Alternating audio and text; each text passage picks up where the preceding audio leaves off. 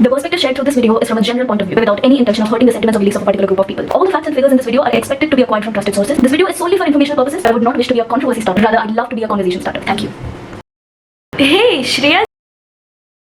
Hey, hi. How are you doing? I'm doing really good. Were you going somewhere? Yeah, to the temple. But never mind, my family will be going. I'll stay here. Why? Aren't you supposed to go join them? Shreya ji, that time of the month. Are you still caught up in those superstitions? You are asking as if I were the only one. I'm sure almost every woman around you is caught up in several such superstitions. Anyway, if I enter the temple while menstruating, won't I be cursed by the evil spirits? And how do you know if that's a fact? I don't know. That's what my mom told me. Okay, come with me. I'll tell you something. Okay.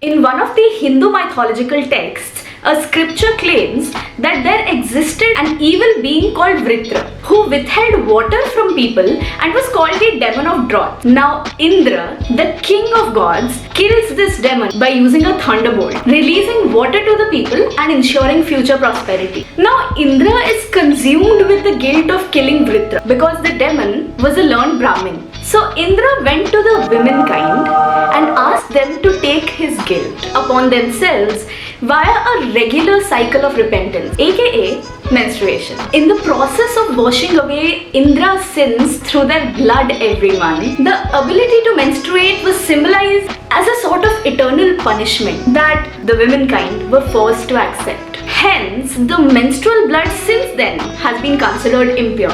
Women are not allowed to enter temples because temples are considered to be pious areas, and if a menstruating woman enters, the piousness will fade. Women till date in many parts of India are not allowed to enter their own kitchens and the puja rooms of their houses because a menstruating woman is believed to be impure.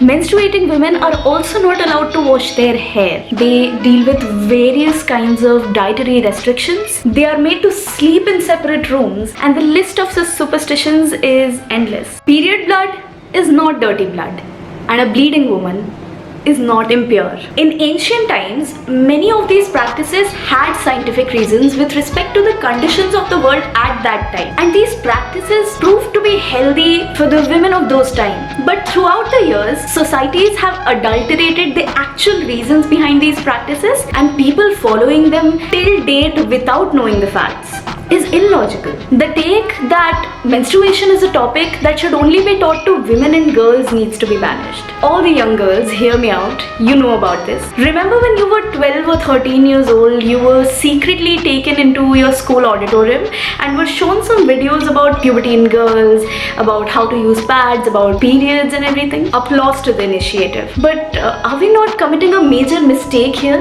A basic mistake? Boys of my class were never taken into such sessions. Why?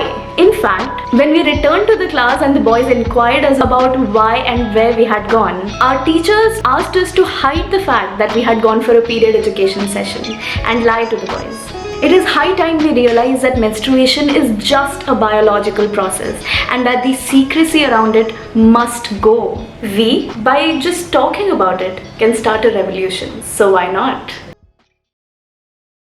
Now I know. That's what she said.